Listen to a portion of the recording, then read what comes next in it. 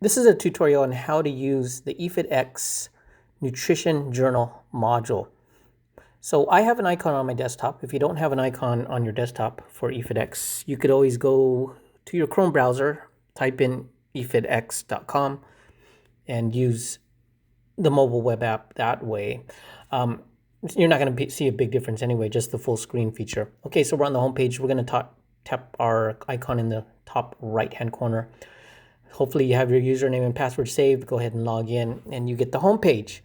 Now you have these three shortcut buttons on the top, as you can see. One's for weights, one's for cardio, and the other one's a spoon and knife. That is your nutrition module. So we'll press that.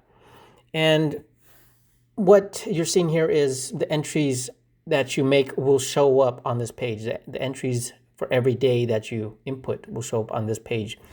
And then, of course, you could change the dates in the top if you want, or hit the arrow button if you want to see what you ate on a previous day. But what you want to do is hit this plus button, and it gives you a bunch of options. You could always search for a food in this text box, for example, egg.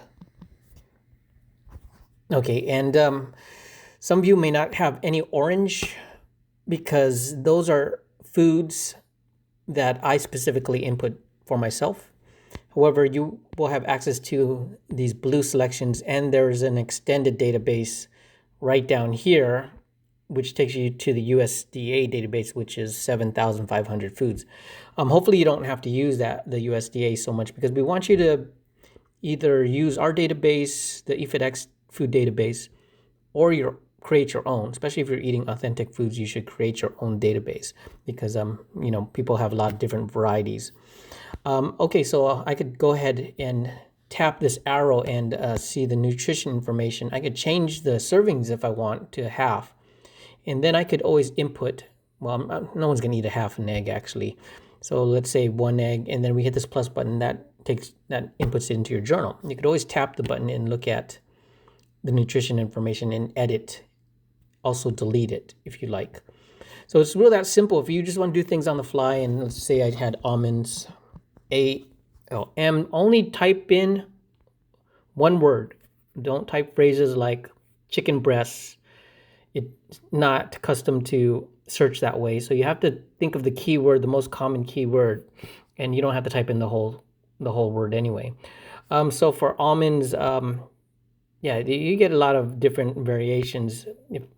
So you may want to type in the whole word almond, and you'll get limited options, and that's what you want to do. So if you have raw almonds, let's say we're using this one, this almonds raw, hit plus, and that's in your journal. And let's say we had some rice. I type in rice. Oops. Can't type today. And select the rice that which is most appropriate. A good idea is, a lot of the foods are in ounces, so it's a good idea to have a weight scale, a food scale. But if you know your cup sizes, you could adjust accordingly. Half a cup of white rice, and it's that simple to put food in on the fly. You can always hit this top clipboard button in the left-hand corner, and that will give you your daily totals versus your goal. So your goal is in this right-hand side right here. You should be eating 1,300 calories. Your trainer, or if you ran EfitBot, it automatically sets some of that for you. But some of it you have to set on your own, or you have to have a personal trainer set it for you. Now for menus, let's go ahead and close that. Hit the plus button again, and you have three options. Now you go to My Foods, and this lists all the foods that you inputted. If you haven't done any yet, you will have nothing.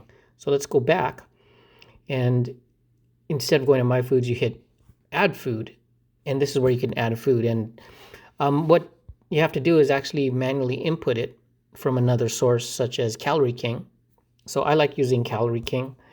I've been using it for years, and they're pretty accurate. So if you go to Calorie King, and let's say you want to input this lean ground turkey, you could input it as so, just like the label, into our database, into your personal database. And then make sure you put a category. If it's fish, if it's a poultry, make sure you put a category, and then select the unit, what type of unit it is. If you're unsure, it's usually going to be each on the label, but follow the label as much as possible. So once you start inputting foods, you will have a database like so, and you'll be able to delete items, come back to it and correct items if you made a mistake.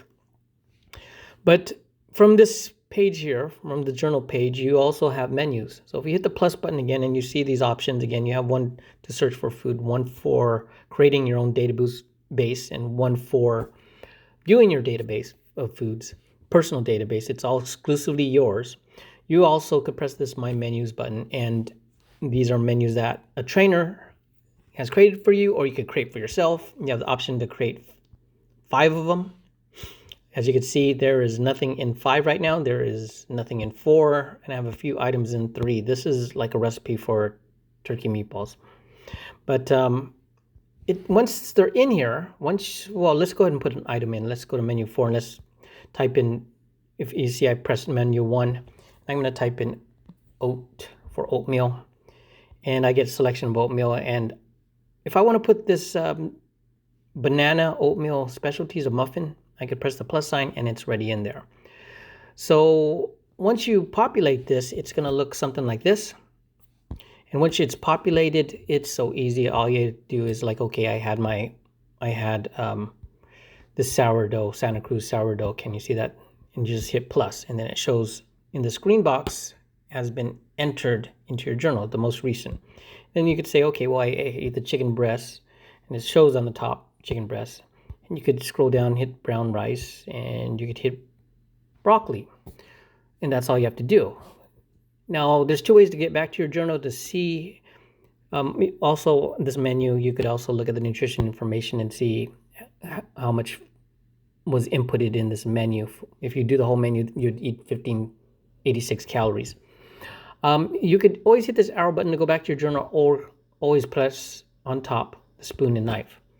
And then you can see the totals versus your goals. So the dark color is the goal.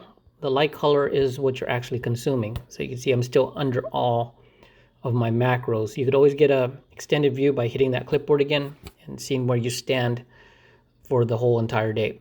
So this is a quick intro to the nutrition journal. I hope this brings some insight. The thing that you have to remember is not to type in compound words like chicken breast, like so.